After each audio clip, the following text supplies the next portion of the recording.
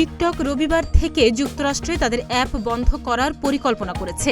এ বিষয়ে সংশ্লিষ্ট ব্যক্তিরা জানিয়েছেন, রবিবার থেকে সামাজিক যোগাযোগ মাধ্যম অ্যাপটির ওপর একটি ফেডারেল নিষেধাজ্ঞা কার্যকর হতে পারে, যদি না সুপ্রিম কোর্ট তা আটকে দেওয়ার সিদ্ধান্ত দেয়।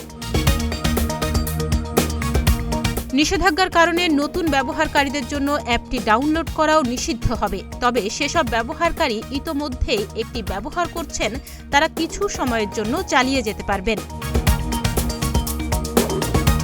টিকটকের পরিকল্পনা অনুযায়ী অ্যাপটি খোলার চেষ্টা করলে ব্যবহারকারীরা একটি পপ আপ বার্তা দেখতে পাবেন, যা তাদের নিষেধাজ্ঞা সম্পর্কিত তথ্যসহ একটি ওয়েবসাইটের নির্দেশ করবে। পাশাপাশি ব্যবহারকারীদের তাদের ব্যক্তিগত ডেটা ডাউনলোড করার সুযোগ দেওয়া হবে।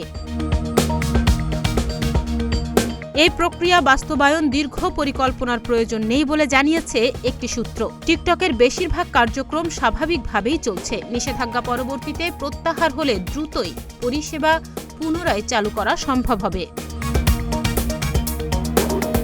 তবে টিকটক এবং এর চীনা মূল প্রতিষ্ঠান বাইটড্যান্স এ বিষয়ে কোনো মন্তব্য করেনি।